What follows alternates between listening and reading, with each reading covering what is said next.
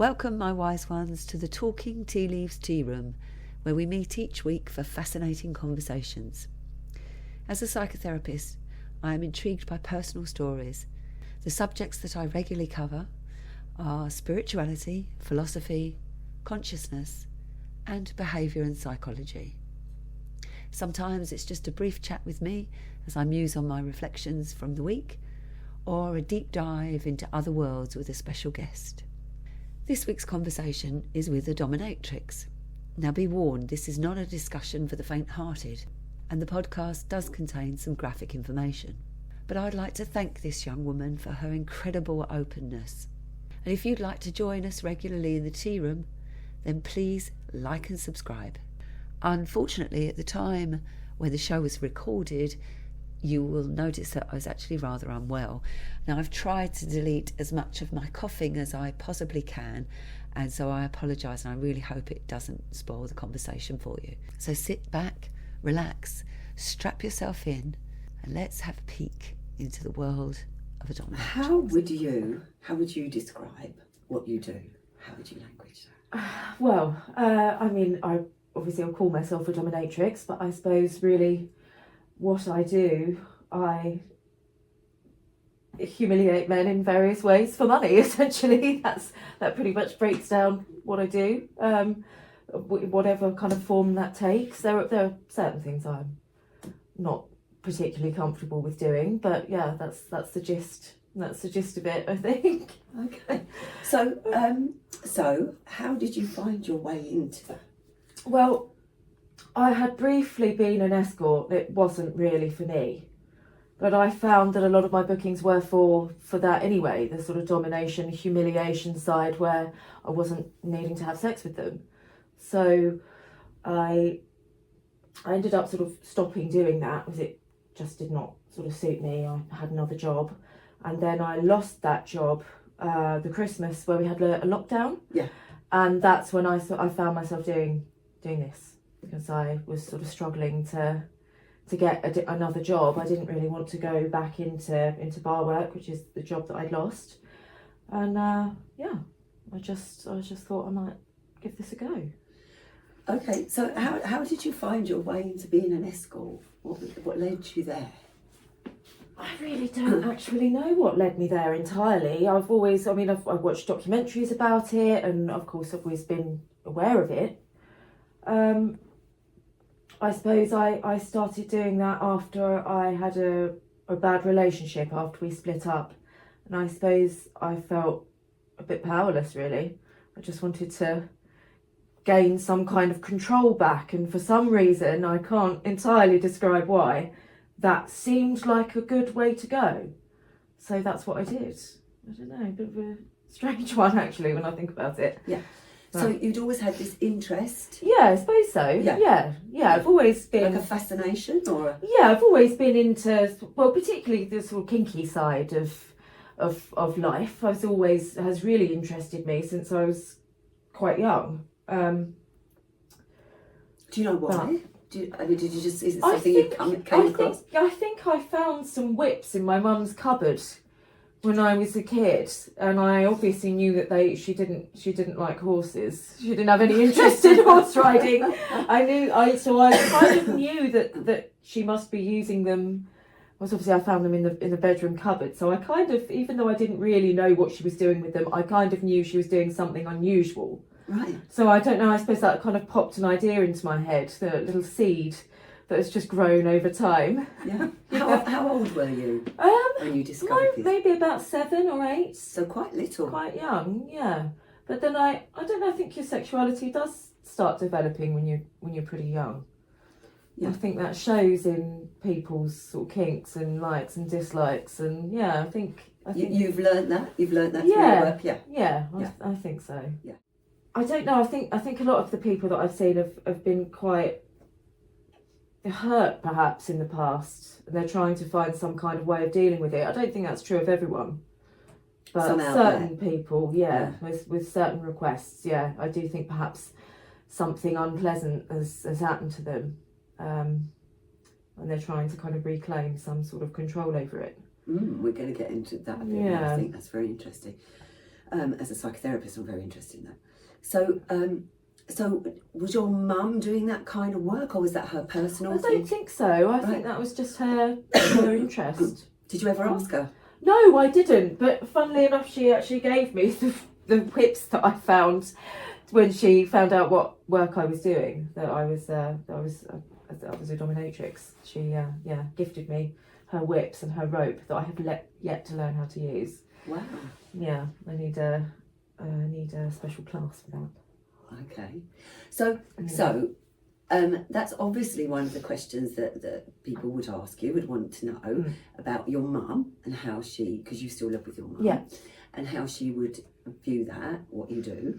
So how did she find out? How long ago was that? Well, she knew that I didn't have a job, or thought that I didn't have a job, but I always had money, always, most of it cash. So she just asked me one day, you know, what are you doing? Is it some sort of sex work? And I just panicked and went, yes. I didn't know what else to say. So that was how she found that out, and she's all right with it. She's become more comfortable with it over time. I mean, she must be okay with it to a degree, or she wouldn't have given me her stuff. Yeah, she wouldn't have given me a thing. So yeah, I think she is okay with it. I think there's a slight issue where my grandmother doesn't know what I do. So she just thinks that I don't have a job at all, and constantly kind of nags at my mum, like, why does she not have a job? And so there's some slight tension caused by the job from that, but otherwise, no, she doesn't seem to mind it or have a problem with it. She has asked me about it on occasion. I always sort of tell her, she doesn't seem particularly upset by it. I guess, does she have any concerns about your safety, do you think? I think at the start, yeah. I think she was quite worried at the start, but I see the same people pretty much over and over again. Yeah, so you have your regulars. I'm pretty familiar, pretty familiar with them. So coming back to the escort work, which was your way in, so tell me what your first job was. How did you find your way to that? Yeah. So it was through the same site that I work on now, which is called Adult Work, which I actually discovered in a documentary that I watched about a couple of escorts in London. And so I just put my profile up on there and started getting messages pretty much immediately. And my first job, I think I just went to someone's house and I just gave him a blowjob. I think that was it. I think that was pretty much all that happened. And it was a bit of a rush, to be honest, that went along with it. I don't know why. It wasn't actually that bad looking from what I remember. So it was sort of exciting in that way. I didn't feel like too much of a chore or too much of a problem, because I thought it was quite attractive, and I was doing something that I didn't mind doing, and I got the money for it. Once you get that money in your hand, you do get that sort of buzz. There is something a little bit addictive about it. It's strange. Yeah. I mean, turning up at someone's house, that's really risky. I mean, it is, but that's how people meet these days. I don't consider it really any different from meeting someone on Tinder. Yes, it's kind of, you actually do exactly the same thing. You know just about as much, about that person as I do when I go to see them. So I don't really think it's actually any more risky than that. I mean, I don't now, and didn't when I was escorting. I don't accept every booking that you get. Yeah. And there were people that messaged me that did make me feel very uncomfortable. I'm not quite sure why. They weren't rude or unpleasant, but there's just something about them I didn't like. So I always sort of listened to that, and was lucky, I think, to not have ever really had a bad experience. I don't know really how many people are lucky enough to say that who have done that kind of work. So yeah, I think a mixture of luck and sort of intuition. I suppose I did reject people that probably were completely fine and normal, that I just got a feeling about them, but I think it's probably better that I listened to the feeling. Definitely. And not had the money, rather than gone to get the money and potentially something awful happened. So, I think as long as you are careful with who you accept, and don't just blindly accept everyone that requests you, just be sensible about it, as you would you know, in your day-to-day life. Same with going, sort of meeting someone at a bar, isn't it, and going home with them. You don't really know who the hell you're meeting, do you? No, you don't. So it's in my head, it's always been kind of that sort of view. So describe to me a little bit more. Say a little bit more. You said that you'd had this really difficult relationship. You split up, and you felt that you wanted to regain some power. So how does that work in your mind? How does being an escort, going to give some guy a blowjob, how do you see that as becoming powerful? I think because he was incredibly nasty, was very, very restrictive to me. I didn't go out, I didn't have any friends, I didn't have any money because he kept taking my money. He was an absolute nightmare. And I don't quite know, I still wonder now how I managed to get from bad relationship to that. But at the time, for me, it did make sense. And I don't regret doing it. I wish I had done that instead of being in the relationship with the arsehole, to be honest. Really? Yeah. What makes you upset? Oh, just thinking about that relationship. Still now? Yeah. Yeah, still now. So that really hurt you? Mm. He was really unkind. Oh, it still just does upset me. So somehow, in a way that you can't necessarily articulate, but that made sense in your head. I think because I felt so restricted. Yeah. And so I just wasn't allowed to do anything. Everything that I did was wrong. And I suppose it was a little bit like when you're a teenager and you just want to rebel. Yes. You just want to rebel in any way possible that you can. Yes. And that was what I landed on. That was what I went with. So yeah, I don't know. It's a weird one. It is a leap. Well, that's your experience, and it's not for anyone to challenge that. That's all I'm interested in is how you've been led to where you are. Okay, so talk to me. What goes through your mind on this first occasion? You've gone on this website, lots of interest straight away, and you're going to meet this guy at his home, and I guess you don't know what he wants beforehand, or you do? No, I was always very careful to explicitly ask what they wanted to make sure that they knew what I didn't do, because I didn't want any kind of uncomfortableness. I tried to sort of make it as easy for me and them as possible. So look, they were very nervous. Yeah. Some people had never done it before, or were just sort of socially awkward, and it's I guess it's a nerve-wracking thing for them as well. To a degree, not all of them, but some of them certainly. So on your way, you know that you're going to give this blowjob. Yeah. I know exactly what I'm going to do and what they want. Yeah. So what's your feeling state? Is there anticipation? Is there excitement? Is it just like going to Tesco's? Yeah, I suppose when I first started, I was excited, and then it became just like any other job where you sort of think, I really can't be bothered to do this today, but you sort of have to because it's your job. But yeah, I mean, I actually would say I'm probably more excited now with the work that I do, just because I enjoy it that little bit more. But I still, of course, do get those days where I just think, I can't be arsed with this. I cannot be bothered. But generally, I am quite excited. Yeah, to go and see them. Yeah. So obviously, when you're working as an escort, that's you're doing sexual acts. You're involved in that, and then somehow you move from that to being a dominatrix, where you're not necessarily doing sexual acts, as I understand it. So tell me about that move from that kind of work to that work. Well, I found that I was getting requests for that kind of thing whilst I was still escorting.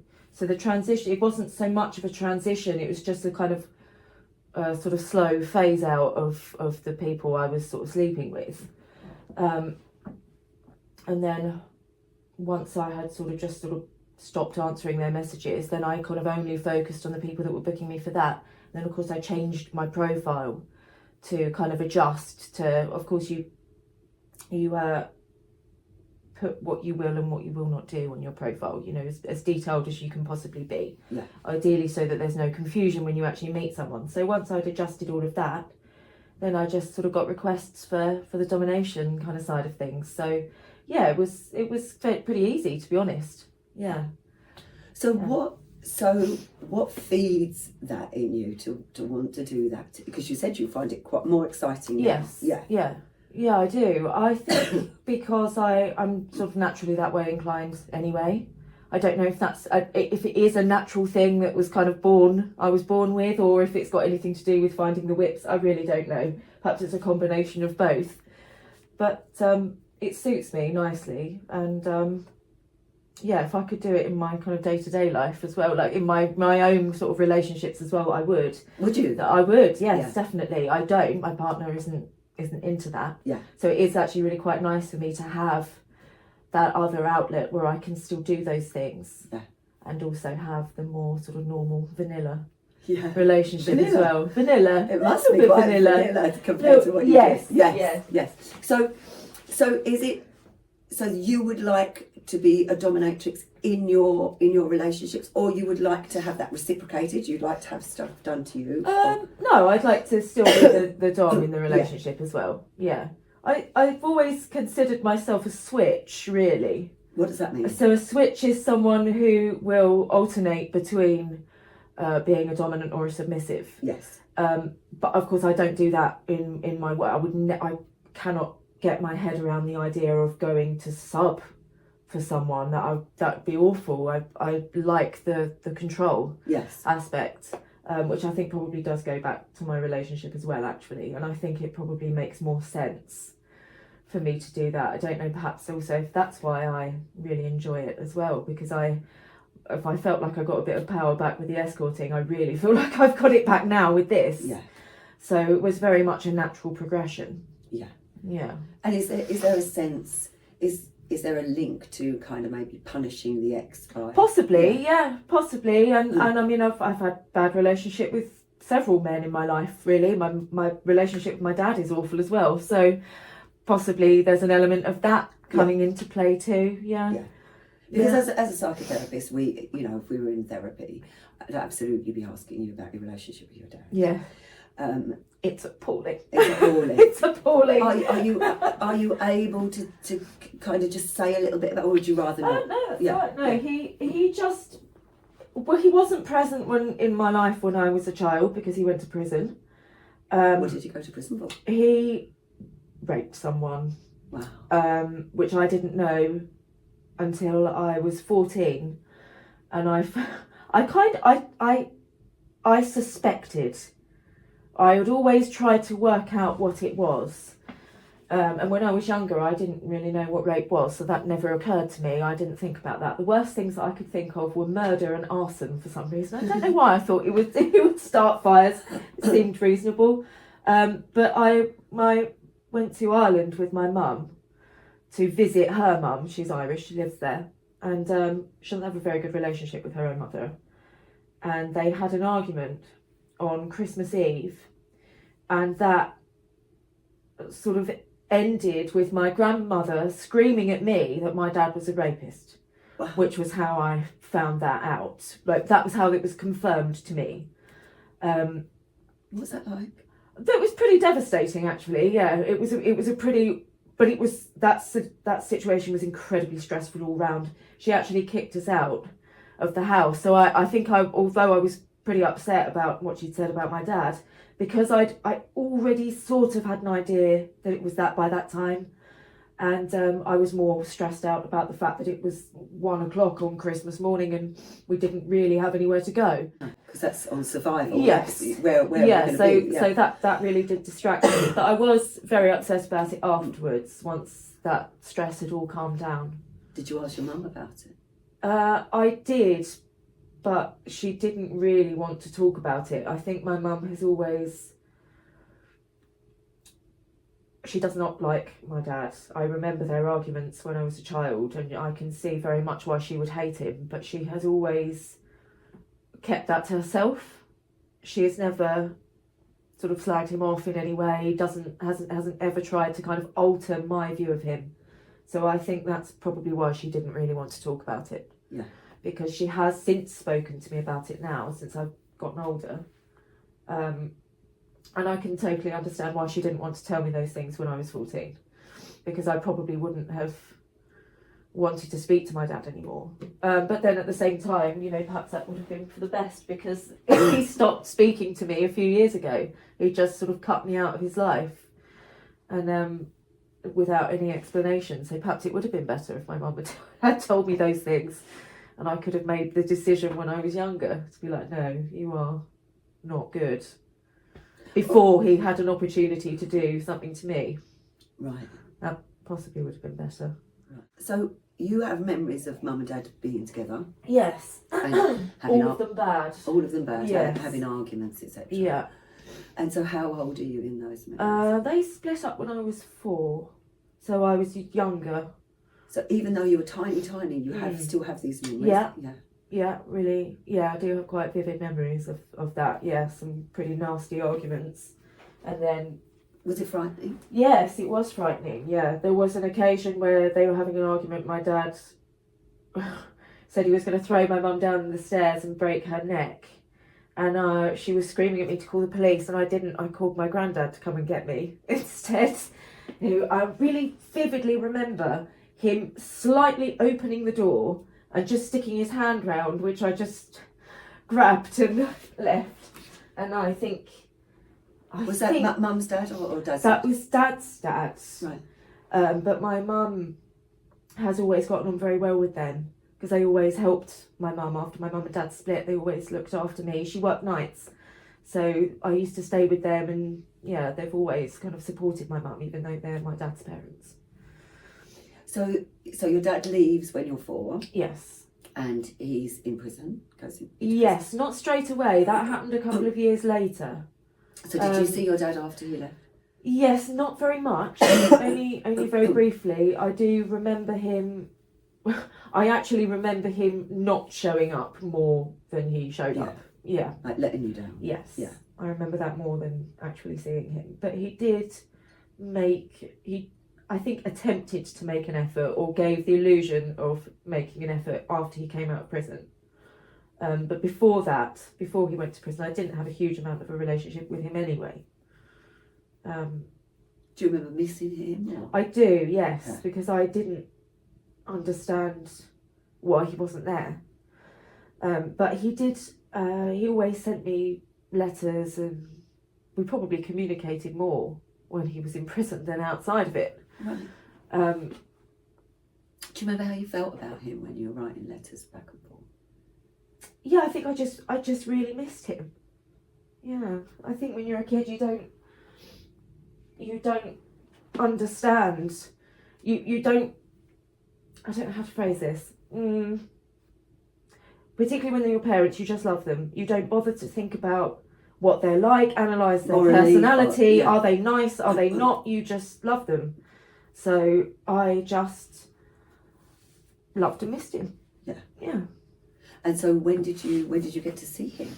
When he came out of prison. I didn't see him for the whole time that he was there. So he must have come out when I was,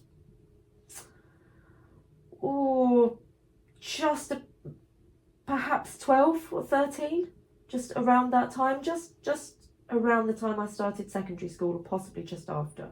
Yeah, I must have been about 13. And there's only you don't have any siblings? No siblings. It's just you. Yeah. And so you see Dad on and off intermittently, lets you down a lot? With my grandparents, yes. So I saw him more after he left prison, because my grandparents made sure that I saw him. But I have a feeling that might have been because he wasn't really allowed to be alone with me. Yeah, like because I was so young. Yeah. Because I was under 18. That was actually how I kind of cottoned on to what he'd gone to prison for. He made a comment, something along the lines of he couldn't understand some element of his, like one of his sort of probation rules, and he'd said something along the lines of, well, they only usually do that if the girl was under 18 and she wasn't.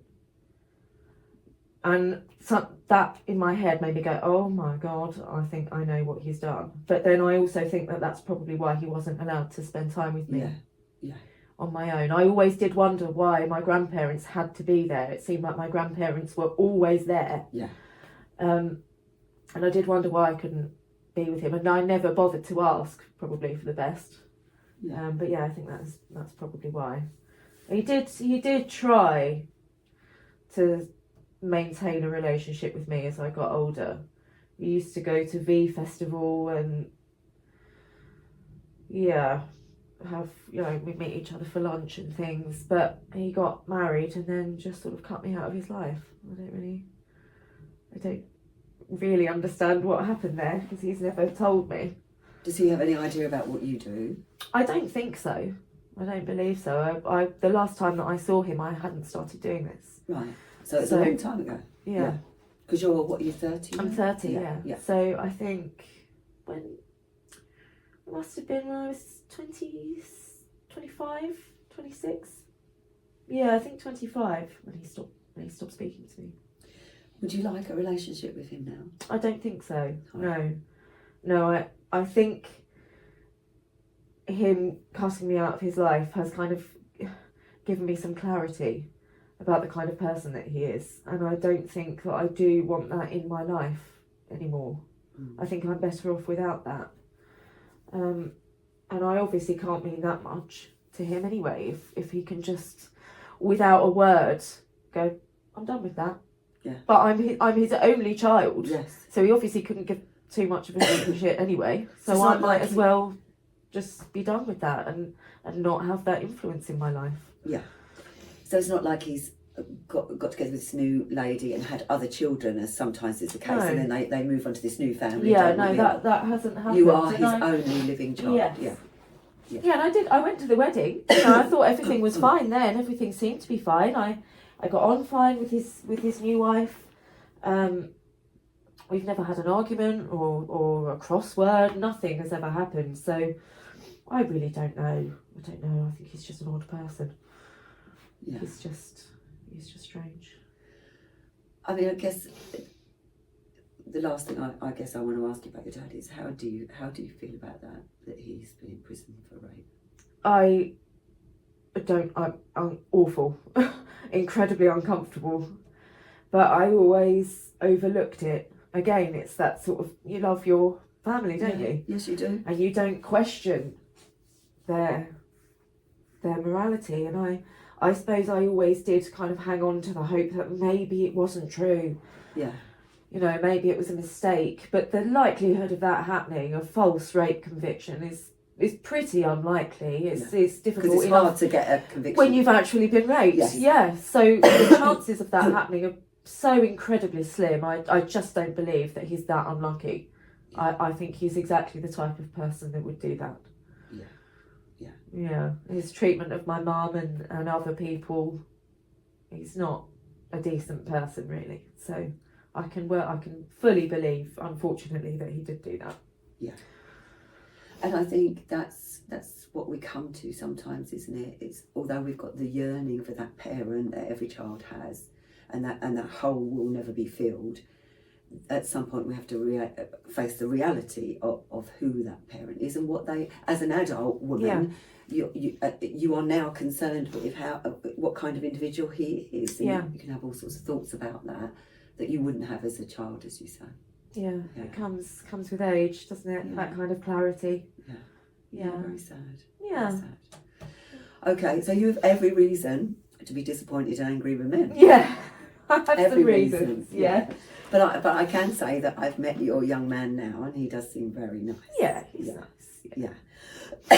Okay, so if we can get a little bit more into your work then. So if we go back to you being an escort, and at that time you're having sexual encounters, you're engaging in acts with people. Like, what was the best thing? What was the worst thing? The worst thing, I don't know if I popped straight into my head. It was awful. Oh God, yeah. So I'd booked an Airbnb, and this guy come to see me, and he lay down on the bed, and anyway we had our booking, and when he got up to leave, there was shit all over the bed. Oh my God, like a huge stain. It was awful. It was really horrendous. And then I looked down at his trousers where he'd taken his pants off, and oh God, it was all in the trousers. It was an absolute nightmare. You didn't have any smell awful. Or it was awful. No, I couldn't smell it. Oh my God. I couldn't smell it at all, which is strange. Yeah. But it was it was old, perhaps. I don't know. It was all crusted on. It was absolutely appalling. I think that was actually around the time when I started to think, this is not for me. This is not it. I don't think I can do this anymore. This is horrendous. I mean, do you get him to pay extra, or you don't realise until he's left, or what? No, I asked him to cover, because I was in an Airbnb. I thought they were going to charge me. Yeah, I thought they were going to charge me a fee for soiling the sheets or something. I still don't know how they didn't. God. But I haven't been back there. I've been too terrified to pick that particular place again. God, no, that's definitely a bad experience. That was awful. Yeah. That was really, really bad. I suppose the best experience, I ended up, it was slightly older. It was quite nice looking, actually. He just wanted to meet me for lunch at first. He paid for that. And then we were getting on very well. Like, it was I was sort of enjoying my time with him as well. So then he wanted me to go back to the house. And I think I ended up earning about £1,000 from that, where I sort of stayed there pretty much the whole day. We were just sort of talking. I think I got a little bit of weed and we had a joint.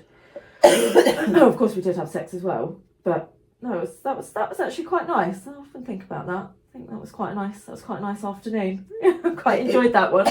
He was quite an interesting person. He'd been in the army.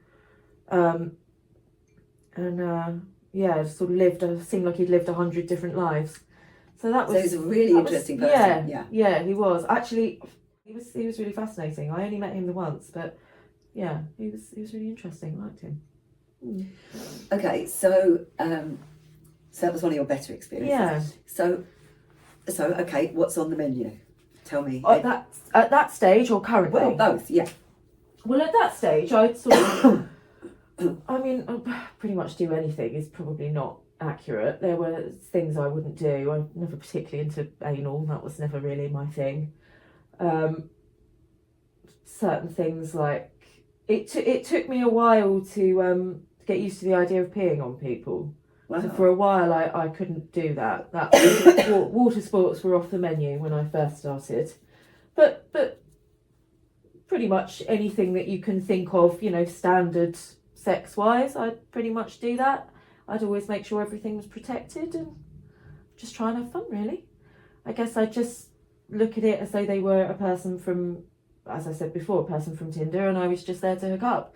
So I just always tried to have as much fun, when I was sleeping with people as possible. I never sort of wanted to, I thought that would be bad for them, to kind of have an experience with someone where it's that they're dead-eyed and they clearly don't want to be there, and that's not a pleasant experience for either party. So so I always sort of tried to be very enthusiastic in what I was doing, and I was pretty popular for a while. Sorry. So that tells me that you cared about the service you were giving. Yeah, of course. Yeah, absolutely. Yeah, I mean it's an incredibly intimate thing, and I think a lot of those people they're just lonely. Yeah. They just yes, okay, they did want to have sex, but they liked the intimacy part of it as well. Most people wanted to have a chat and get some free therapy. Well, I don't know about free, but included. They just felt overlooked, really, in their lives, and I kind of think everyone can relate to that to a degree. For sure. So yeah, of course I cared, and also you say of course, but I've spoken to men who have used services like yours, and some of them have said that the women treat them appallingly. Really? That some of them have been outrightly abused. Absolutely slacked off and abused. I just don't understand that. Yeah, that to me doesn't make sense from a business perspective. No, because they're not going to come back. Exactly. Yeah. How can you run a successful business like that? You can't, can you? You'd only see that person once and then never again. You can't just go through an endless cycle of men. There's just not enough. Yeah. There's not enough out there to do that. You have to sort of realise that there's a lot of trust that kind of goes both ways. I think they're kind of letting someone into their home that they don't know. I didn't really realise that men had had terrible Yeah. experiences like that. So I suppose they're sort of taking a gamble there as well, aren't they, themselves? Yeah. That just doesn't make any sense. No. Particularly when you're talking about the amount of money that you're earning.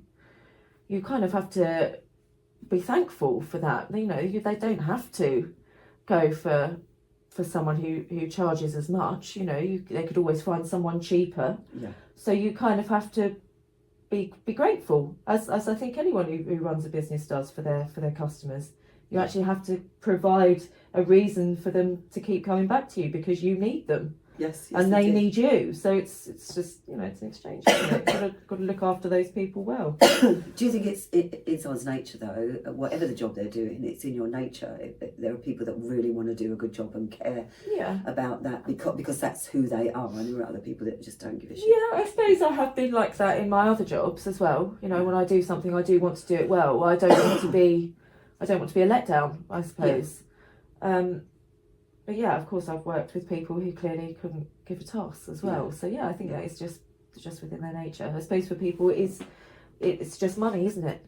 Yeah. But I think with escorting, you know, if you don't really enjoy it and you hate every second of it, there are easier ways for you to earn money. Well, especially now. There is now Right. with OnlyFans and stuff like that. Yeah. Yeah.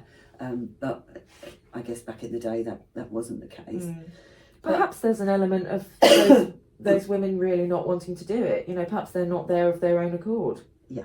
Perhaps there is a darker reason behind why they're behaving like that. Because I was happy with what I was doing. It was my choice. I was comfortable with it, and I would never dream of kind of treating a client badly. So perhaps there is a reason, you know, for that behaviour. It doesn't just come out of nowhere. Yeah. Coming back to you. So you said that you would treat it as though this is someone you've met on Tinder. Yeah. You want to have fun too.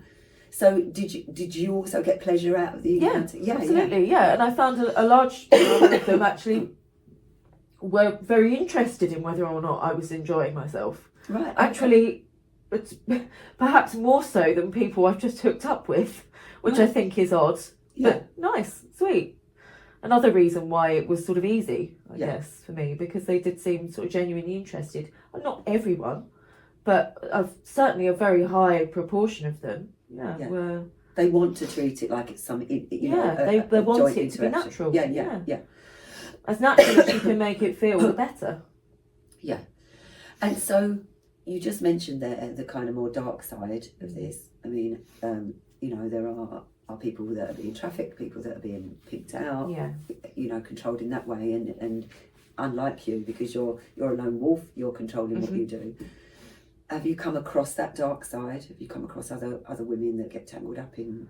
No, I haven't. I have indirectly, because the area that I live in, is well known. Yeah, it is pretty well known for that. So in that sense, I've seen it, but I don't know anyone. I did think once I actually had been kind of hired. I don't know if that's the right term to use, but I think a pimp once booked me because he was trying to get me to go up to Glasgow. We can use my flat up in Glasgow. There's another girl who works up there.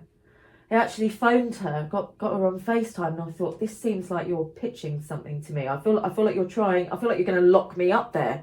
Of course, I never did it. Would never, of course, never even consider it.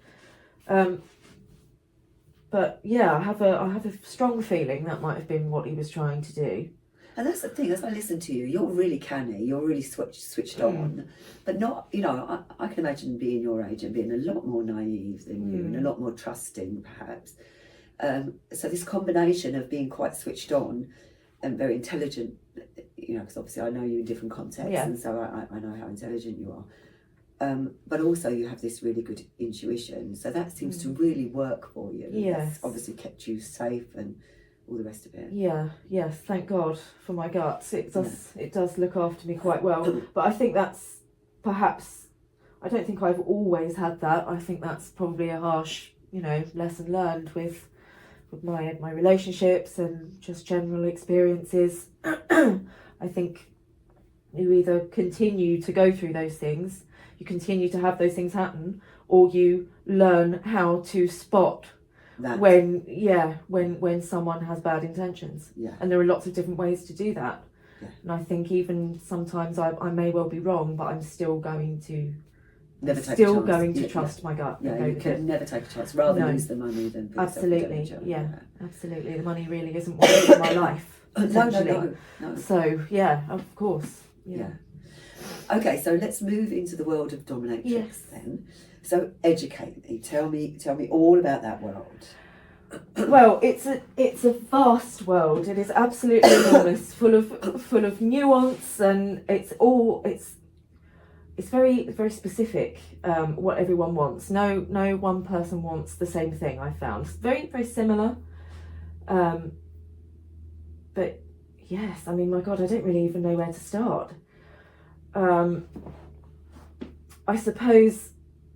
I guess one of my most popular services is sort of like verbal humiliation. Really? Yes, so whatever that might be, just swearing at them. Or some people do have kind of specific things that they want you to pick on. So, like a script, so they want you to have like a script. Yes, so not necessarily a script, but they will say that, they want to be teased about, I don't know, the size of their penis. Okay. So they'll have particular things that they want me to pick on, rather than just sort of general insults. So some will go for the more sort of general, and others just want to be, have a tiny little penis and want to be humiliated about that. Always a funny one. You just sort of point and laugh. It's so strange, really, when you think about it. Do you ever outside of yourself kind of looking? Yes, sometimes think, what the hell have I just done? It's so odd. Yeah. But hey, they're happy. That's what they want. I feel like they need someone to cater to their odd kinks. And so do they book like half an hour or an hour, and yes. you just fill up the time with abuse? Yes, basically, yeah. So it can be sometimes it can be just 1 hour of basically doing the same thing. I have had a booking where it was an hour and a half of just pounding a guy with a strap on. My legs were absolutely on fire afterwards. It was so exhausting. Even when I was an escort, I didn't move that much. I've never been so exhausted. So that I find that actually a bit more difficult, where it's an hour of one thing. If it's going to be an hour, I would like to mix it up a little bit. I prefer when someone has sort of multiple interests and kinks, and we can kind of mix them up. I don't think I fancy an hour and a half of strap on over again. It was a lot. Yeah, I should imagine it was. Your thighs must have been they were on fire. They were on fire. But then I also get people who just want to book for 15 minutes, and they just want me to go around and wheel on them. That's very easy money. Wow. Yeah. I also, this is another strange one. I suppose I don't really consider them strange. They're sort of all normal for me now. Yeah.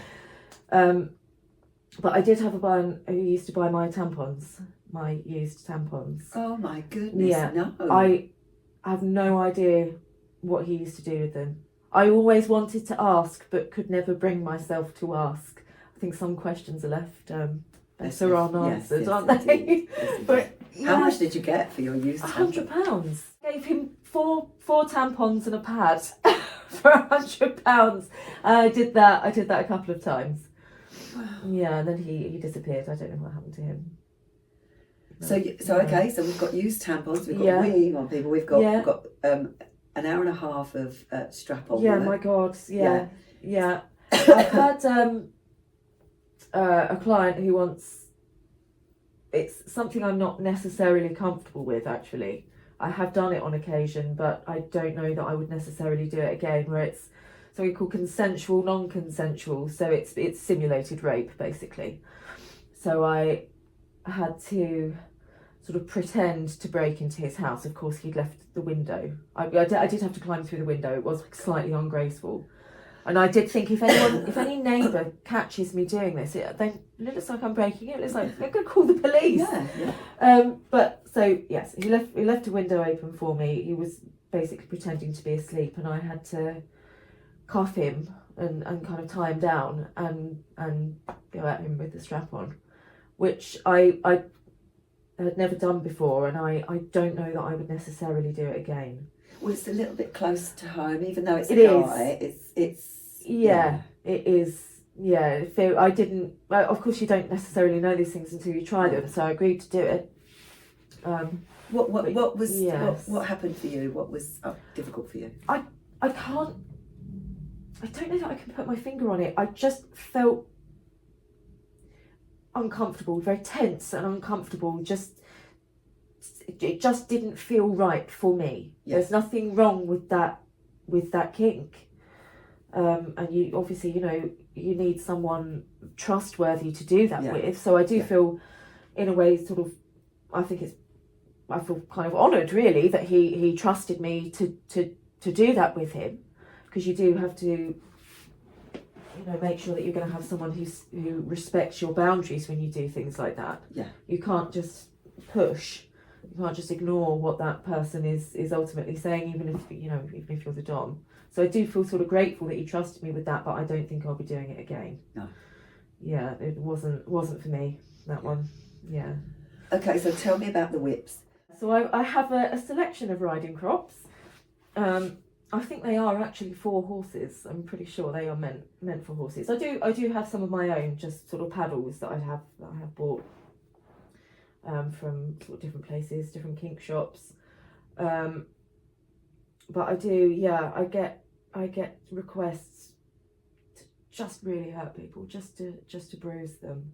I've got a paddle that has the word bitch kind of embossed in it, and I've discovered that if I hit someone hard enough with that it will leave the word bitch on them. So that's a very, very popular paddle, that one. Do you ever worry about how hard? Yes, I do. Yeah. So I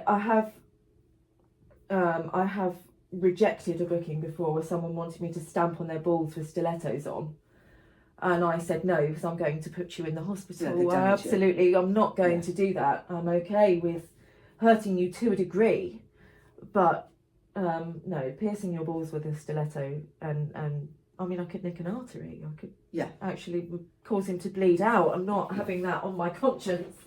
So you don't want to inflict any serious pain or damage on someone? Or harm them? No. Within limits, yes, of course. I mean, I do hurt some people. I have made some people bleed, but only at their request. Yeah.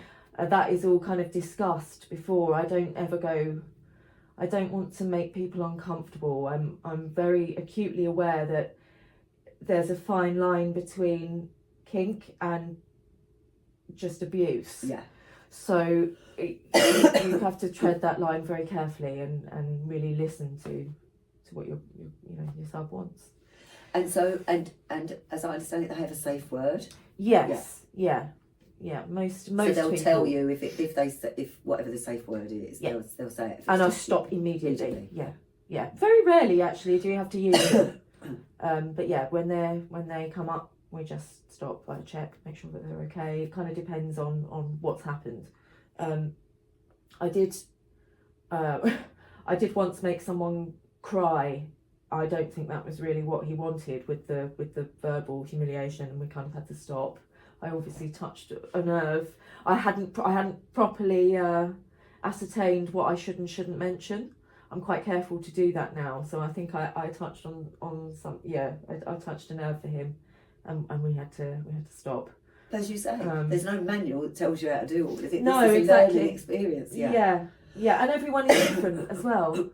When I first started, I did sort of go into it a bit gung ho, I am a little bit more careful now to make sure that it's all about communication. You have to properly communicate. Yeah. Yeah. So, as whips, paddles, what other instruments have you got? Instruments have I got? I don't actually even know what to call it. It's a little roller with a little spike on it. It's very, it's quite popular. And you get these from adult shops or websites or whatever. Yeah. You have a look at what kind of stuff they've got. Yeah. Yes. Yeah. I've got ball gags. I've got a special device that holds your mouth open. So it's not a gag as such. It does leave it. There's a sort of hole there. That's quite popular with the people who like to be peed on. Actually, like to. Oh, okay. Yeah, sort of straight into the mouth. Okay. Sounds awful, doesn't it? Really. Well, it's part of your work. Absolutely. Yeah. It did take me a little while actually to be comfortable with doing that. Not so much because I thought there was anything wrong with it, but just because I sort of struggled to go to the toilet when there's not a toilet. No, I can't just go on the side of the road, even when I was a kid. Well, so alien, out in the woods, I can't do it. I can't pee. There's no toilet here. It's not right. Yeah. So it did take me a little while to sort of let go of that mental block, but it was such a popular request. Is it really? It's really popular. Wow. Yeah, it's very, very, very popular. The first time that I did it though, first time that I actually did manage to do it, I was at someone's house, and he was lying on his sofa. Big mistake. Yeah. It was a velvet sofa as well. It's a velvet sofa, beautiful green colour. It was lovely, and of course he realised our mistake as soon as I started. But I'd started and I really needed to go, and I couldn't stop. So he was just going, no, stop peeing. I was going, I can't. There was a dog running around. It was chaos. Oh my god. And so, when you're peeing on someone or when you're beating them or whatever, do they orgasm? Or is it sometimes not about that? Sometimes, sometimes they do. Particularly with the whipping and the balls. Yeah, some of them do seem to be able to without actually even touching themselves. Yeah. Which I think is quite impressive, to be honest. There's something to be said for that. But yeah, not everyone orgasms.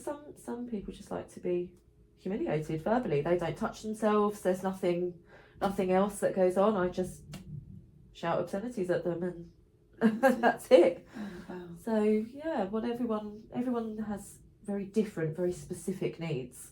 Yeah. And so, do they like you to dress a certain way? Do you like to dress a certain way? I will usually just. It depends on the person. I do have some latex that I will wear on request, but not everyone is into that. I've got leather kind of harnesses. Sometimes it's sort of, I think it's better just to kind of dress nicely. Yeah. So I'd sort of dress as if I'm going for a night out, almost like sort of like I'm kind of unobtainable. That's the sort of vibe I like to give off. Yeah. So I like to dress up a little bit, but yeah, if there's no kind of specific request for latex or leather or anything like that, then yeah, I will just sort of dress as if I'm going out. And does anything ever happen for you in these encounters, like when you're whipping somebody or whatever? What's happening for you when that's? Well, I'm usually getting quite excited, to be honest. I do really enjoy doing it. Sexually excited or just? Yes. Yeah. Sexually excited. Yeah. So it's I would like to kind of have that in my personal life. Yeah. But because I do kind of I sort of really enjoy kind of extra with extra emphasis. Yeah. Because I don't do it so much as I perhaps would like. So yeah, I do get very. Your current partner, mm-hmm. Did he know what you did from the start? Yes. So how do you manage that? Because I'm guessing there are some guys that just couldn't get their head around that. Yeah, I think at first he actually didn't really know what it was. Right. So I think I met him at a friend's barbecue, and we got each other's number through our friends. We didn't really speak at the barbecue, so we were texting for a little while before I met up with him, and it was one of the first things that I told him about myself, because I thought I'm not going to bother sort of attempting to get to know someone when I'm hiding this. I need to know that they're okay with it before we go any further. So it was one of the first things that I told him about myself, but I don't think he actually knew what it was. So I think he just sort of agreed and was like, oh, that's cool, but didn't Google it, didn't look it up, didn't check it in any way. And I like, obviously he's Portuguese, so English is not his first language. So I understand why perhaps he mistook it for something else, or I'm not sure. But he is okay with it. But I think, as I guess with anyone, your partner's going to someone's house, or, you know, is booking Airbnbs or hotel rooms or whatever to see, you know, other men. And I think he does get, you know, a little bit jealous about it. Yeah. But he seems to manage it quite well. Yeah, just needs a little bit of reassurance every now and again. Yeah. What do you think about the future? Because is there an age limit to this? I don't think there is. No, I've seen on the site that I'm on, there are plenty of doms that are in their 60s, you know, and they're looking fabulous, and they've got loads of older than me. reviews. So So I could have another sideline. Yeah, you could. Yeah, definitely. Okay, so in all seriousness, there's longevity there. There's longevity in it, yes. Yeah. I'm not sure if I do want to continue it until I'm that age, but there is a possibility to do so. There is certainly a market for it. Yeah. So yeah, there is potential. I think really what I would like to do is this and something else, but I haven't worked out what the something else is yet. Yeah. So I feel like I'm stagnating a little bit, sort of doing this. Even though I do enjoy it, I do want to continue. I would like to go a bit further, you know, do something else with my life as well. Yes. Yeah. And I suppose that's because knowing you in other contexts, I suppose that was one of my questions, is like, what's unfulfilled in you? What potentials haven't been realised in you? Because you speak beautifully. We have a love language, because my son talks about your love language. Yeah. And you're very articulate. And so what do you think lies unfulfilled in you? I don't know. I suppose I do really like to make people happy. That I do get happiness from that. I think that probably does show in the jobs that I've had. I do like to help and You're someone who serves. Yes. Yeah. Even though I suppose now I'm the one being served, but I am still fulfilling a role for someone else. It's still, I am the dominant one, yes, but it's still in service to someone else, yes. Right? There's a very strange power dynamic really between a dom and a sub. Meaning what? The dom is technically the one in control, but realistically you're not, because you are guided by what your sub wants. You only go as far as your sub's boundaries will allow. So who is really the one in control here? Is it me, or is it the person who's doing the things for me, or I'm doing things too? I feel like that's sort of undecided. Yeah. Both of us have power. Yeah. I suppose there's power in relinquishing it as well. Yeah. And so you're working really in the realm of fantasy, aren't you? Making fantasy reality. Yeah, basically. And so, okay, so you're somebody who likes to do things for other people, cares about other people, wants to provide a good service. So what other ways do you think that you might want to do that? What might be your sideline? Well, I had sort of considered I'd considered nursing. Really? Yeah, something along those lines. So I used to work in a pharmacy, and I did that for quite a while, and was involved in kind of all the health campaigns that they did, and if there was any kind of extra thing that I could learn to sort of expand my knowledge and to kind of further help people, then I would do it. So I think possibly something like that. I don't know, I was considering counselling in some way. You'd make a great sex therapist. Yeah, possibly. Yeah, that's something I've actually not really considered. With all your knowledge. There we go. Something to think about there. Something to think about. Yeah, that is actually. Yeah. Yeah. I mean, I'm fairly social as well. You know, I like people. Yeah. They do really aggravate me sometimes, but I sure. do like people. Yeah. And on that subject, are you okay with everybody knowing what you do? Yeah, I'm always honest about it. Yeah, I do. You know, it comes up in conversation quite often. You know, when you're just out and about, out in a pub, people ask what you do. So yeah, I do I always talk about it. I think perhaps people don't necessarily come across a dominatrix very often, or if they do, they possibly don't know about it. And you know, I can educate, I guess, a little. I think people are very interested in it. I always get a lot of questions. Yes, I imagine you do. So I don't think there's anything wrong with that. The more you know, the better you understand something, right? For sure. So yeah, that's what a therapist is. Yeah, isn't it? It's just absolutely. asking loads of questions.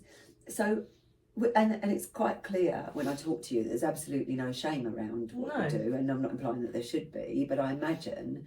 Do you think that's the age that we're living in? Do you think that that's you? Do you think if this was 20 years ago, maybe things would be different? Or maybe you can't even answer that? I think it's partly the age that we live in now, and I think it's partly me. Yeah. I think it's a combination. I think I have always just been very open about that. I've always had an interest in sex, and yeah, I mean, I got my period when I was pretty young as well. You know, it's all kind of been in something kind of in my mind since I was fairly young. Yeah, so I mean, sometimes when I tell people, I can I get a particular look, and I think, like a disapproving look. Yes, yeah, something disapproving about it, but that's fine. You know, you don't have to approve of everything, do you? People can disagree. Yeah, it's okay. And is that from a certain age group, or more women, or what? I guess a certain age group, yeah, middle-aged men. Women seem to be very, very into it. I just get nothing but support, really, from other women about it, which is really nice. Even older women. I've spoken to a woman in her, I think she was nearly 80. Wow. And she was quite happy too. Was asking me loads of questions about it. And I think people are just curious, really. I think it's just, it's sort of unknown. There's a lot of like mysteriousness associated with it. Yeah. So people just want the opportunity to ask the questions. Yeah. And if at some point you have a daughter, how would you put her off doing this kind of work? Would you think it was okay? Are you able to say? Do you know? I think I would just encourage her to be as careful as possible and as sensible as possible.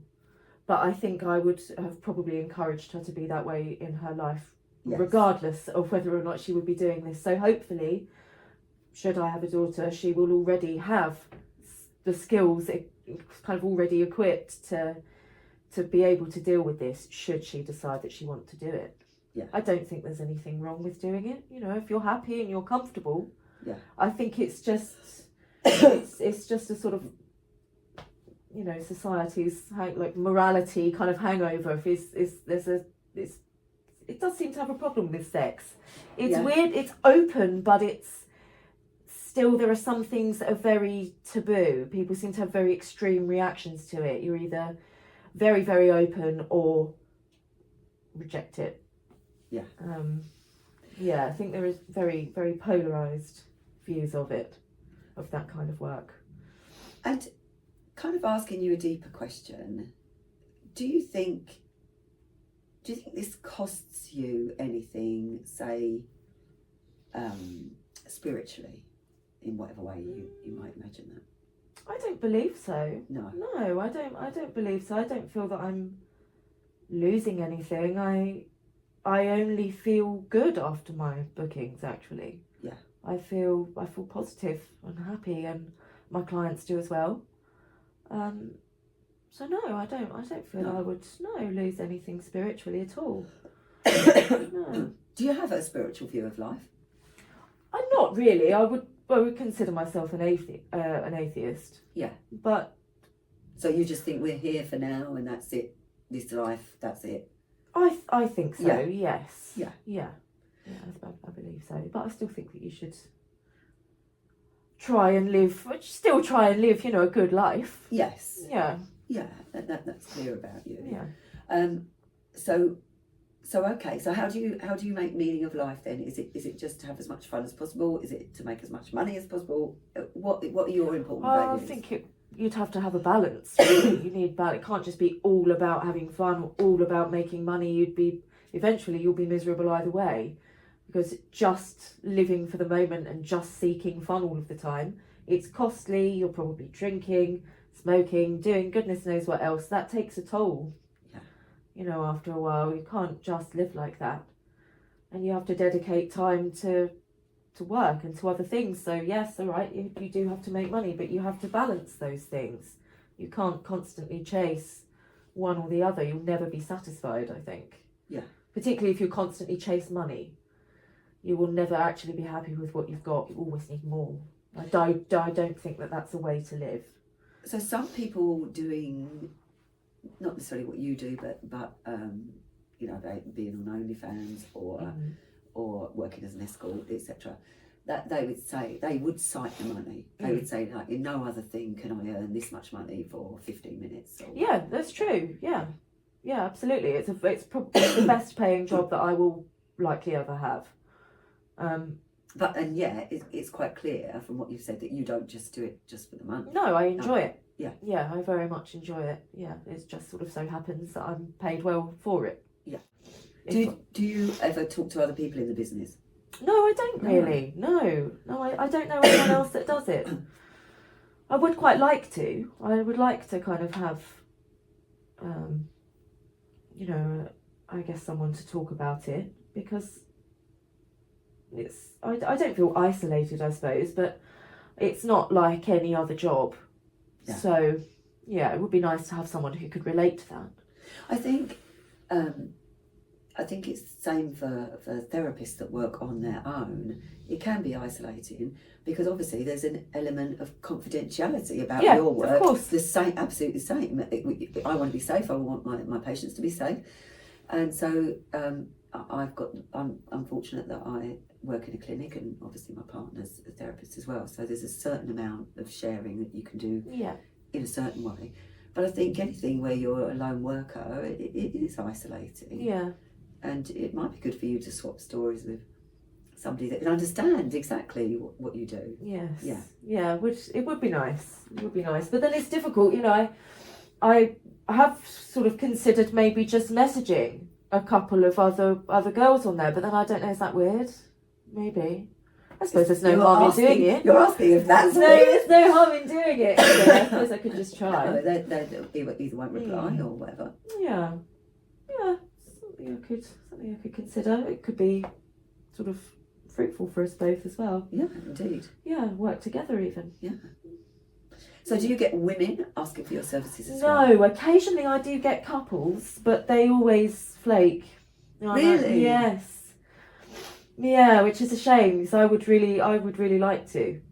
I thought that I had a booking with a couple quite a few weeks ago. But they just disappeared off the face of the earth, which is really, really sad. I was very much looking forward to it, but no, sadly they never actually happened. And then it does make me wonder, is it just some guy on his own trying to, I don't know, find just sort of material for his wank bank, possibly? I don't know, that could be it. Maybe there's not really a couple. Yeah. And has anybody ever wanted to film you? Yes, but I don't let them do that. Yeah. No, I'm not comfortable with that. Yeah. I don't know what they're going to do with it afterwards. No, exactly So, right. And you don't have control over it. Yeah. And it's quite clear from talking to you that you like to feel like you're in control of this. Yeah. Yeah. And do it in the way that you want to do it. Yes.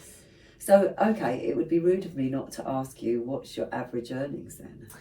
Well, I charge 200 an hour, so I can earn a couple of grand a month easily if I manage my time well. But then I also, you know, sometimes I have bad months. October was an appalling month for me. I had 3 bookings. Wow. It was really, really bad, and I did start to kind of panic.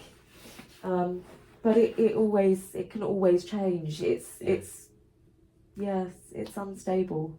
Yeah. I'd say actually that's possibly really the only thing that I don't like about the job. Yeah. Is that I can't really predict when I'm going to work and when I'm not. Yeah. Even when I book somewhere to work from, there's no guarantee that those people are going to show up. Yes, and so you've got that outlay before you even start. Yeah, so I've paid for something and I may not actually get a return on it, which has happened a few times, which then does sort of set things back in my finances quite badly. So that's then difficult to recover from, because that's how most people want to see me. most people don't want me to come to their houses. Usually people would rather come to me. So that then restricts my earnings even further. So I get into this sort of cycle of, well, I can't work from anywhere because I don't have the money to book anywhere because no one bloody showed up last time. And yeah, that can be very frustrating. And you would never work from your home? No, because I live with my mum. Yeah. So I just couldn't. So even if she wasn't there, you... Possibly, yes, if maybe, well, as in... If she was out all day at No, work, no, I wouldn't, no. No, You I just don't. I wouldn't. don't think she'd be okay with that. So I wouldn't want to. Yeah. I wouldn't want to do that, and yeah, it's your private space, isn't it? Yeah. I don't know if I'd want random people in my private space, even though I know them fairly well now. Yeah. I'm pretty comfortable with them. So you have a lot of regulars? Yeah, quite a few. I've never actually bothered to count. Should probably do that. Would there be... Do you know what days you're going to be working in advance? Do you just see what's available today, or are there some days you just think, or weeks that I'm just not bothering working? Never bother over the weekend. Weekends are terrible times for me. I'm assuming because everyone is at home with their family. Yeah. So it's harder for them to get out. So Mondays and Fridays seem to be the best days for me to work. I don't know why. I suppose Friday they're excited for the weekend, and Monday they're consoling themselves because the weekend is over. I don't know. But yeah, those have always been the best days for me. So if I ever book somewhere, those are the days that I'll book.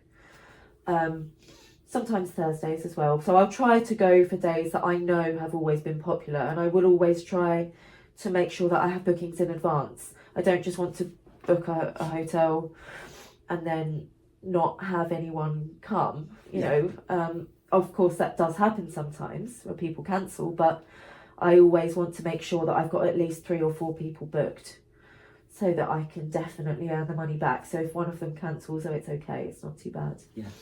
Have you ever had any trouble with the hotel people? No, never. No. In fact, I've told them. Really? They've asked, some of the bartenders asked because I was there a couple of times a week, and it just sort of came up in conversation. And they're fine. Yeah. They're fine with it. Yeah. Because as you said, that is not illegal. No, and I never, leave the room in a mess. I don't do anything to bother anyone. So, yeah, I don't see why they'd have a problem with it as long as I pay and don't disturb anyone else. I think that's all right. Yeah. Yeah. Okay, so I guess my last question to you, coming back to, you said you're an atheist, but you also said there's no point in doing things just for money or just for pleasure. So what do you think the purpose of life is then? If this is the only, in your view, this is the only life we have, what do you think the purpose of it is for you? For me? Yeah. I suppose the purpose of life for me would... I don't know. I wasn't expecting that question. I suppose I would like to help and to make a difference, even in some small way. I feel like that would make life meaningful for me. I mean, I suppose really ultimately the purpose is to have more, is to reproduce, isn't it? Like, I guess. For some people. Yeah. Talking just sort of biologically, I guess that's lots of people's purpose, but yeah, I don't know, just to pass on your knowledge and to pass on, like, to make other people happy. I don't know, I guess that's the purpose. What's the point in making other people miserable and making yourself miserable? You might as well share what you have and just enjoy each other's company. You must have an awful lot of stories to tell, that's for sure. Maybe you should write a book with your love of language. Yeah. I was a keen writer when I was younger. I actually had a poem published. Did you? In a book, that I wrote when I was in... What year was I in? Like 5 or 6, maybe? Wow. Yeah. I've still got that somewhere. I need to dig that out. Lovely. Find it. Yeah. Yeah, so you never know. It might be it's possible. It's in the car. Tales from a Dungeon or something. Yeah. I think people would read that. Would you like to have your own dungeon? I actually really would. Yes, you would, I would. I would love. There's so many sort of bits of equipment that I would absolutely love to have, but that I can't because I don't have the space for them.